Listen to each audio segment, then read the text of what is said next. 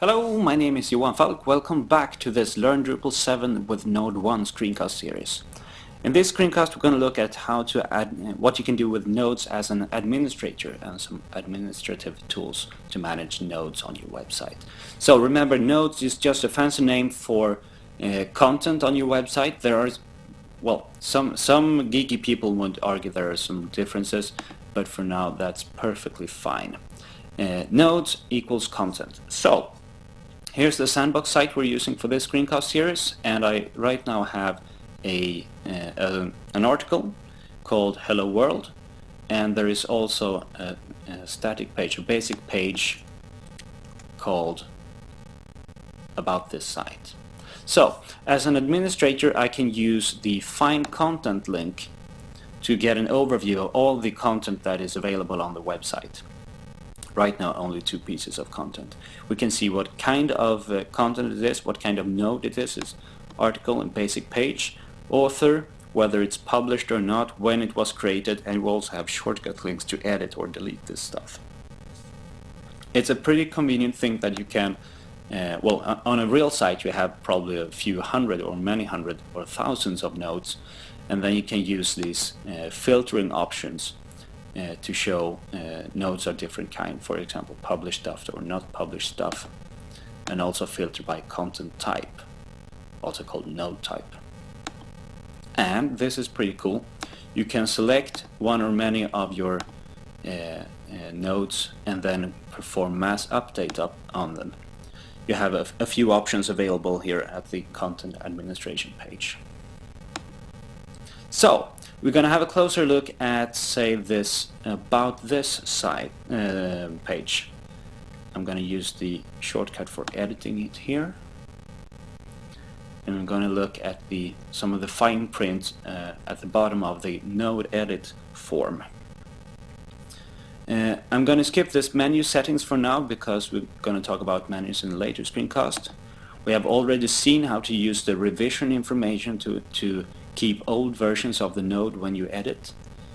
And here we're going to look at the URL path settings, and that calls me into, well, now we have a pretty fancy URL here, but every node on the site has a URL. In this case it is node/2 because this is the second node on the site. This is all very fine for Drupal because it makes it easy for Drupal to keep track of all the nodes and find them. But for users it's, well, not very informative.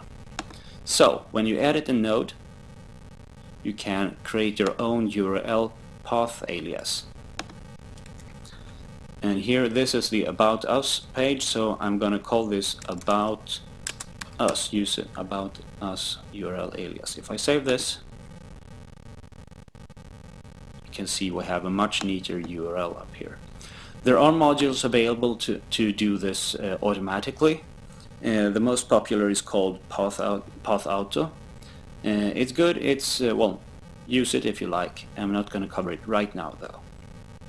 So that's the first of the fine print here, URL path settings. We also have something called comment settings. Here we can switch comments here, open and close. Open means you can post new comments, closed means you can't post new comments, and if you have any comments written already, there's a third option here called hidden that will hide any of the already written comments. I'm gonna keep this closed for now. Alright, the last but one tab here tells us who wrote this node. This is linked to a user account on the website. We're going to talk more about users later on. And you can, if you're authorized, like me, I'm the administrator, change this and type something else. You can also leave it blank to have it have this node written by the anonymous user, a non-logged in user. And you can also change the information about when this page was written.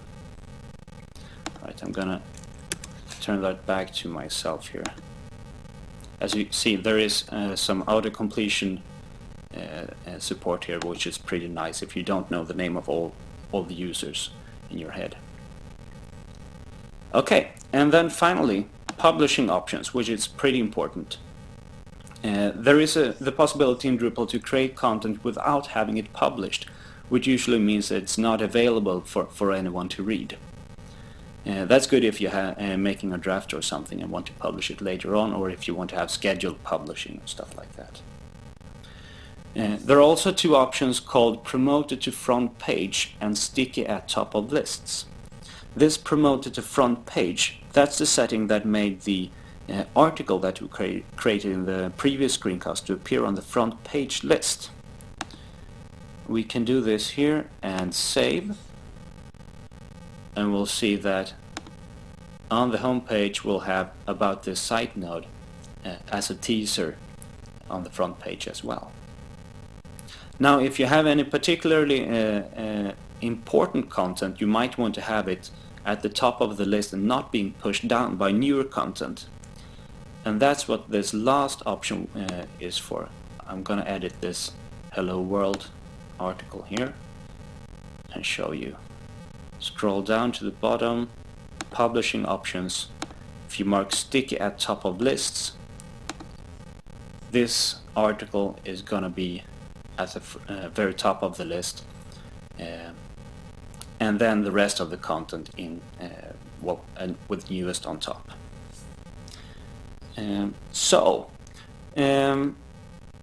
These last two settings with scroll, promote to front page and stick out top of lists are usually overridden on larger Drupal installations or used in a slightly different way. But in the default installation, this is used for the front page, and you can make your post sticky at the top of the front page, and a few other lists that we're gonna see later on. Okay, so this is stuff you can do as an administrator, change these settings for nodes, but you can also do something else that is pretty interesting. Remember that we had two different kinds of content. If I add content here, we have the option to create articles or basic pages. We can set the default options for these node types or content types as administrators. If you go into the administrative toolbar up here and click structure, we get a number of fancy options available for administrators, and one of them is content types. And this gives us a list of all the content types available here. You can see we can add more if we like. We're going to look at that later on. And we can also edit the settings for each of these content types. These field stuff over here are really interesting, and I promise we'll spend one or two or many screencasts investigating those. But right now we're going to look at the basic settings of node types. Here we can see what's happening behind the scenes of the article node type. We have a name of the node, it's article, okay. We have a description that was used, for example, on the page where we chose which kind of content we want to create. And we also have a number of default settings. I'm gonna skip these settings for now, instead jump to the publish options here.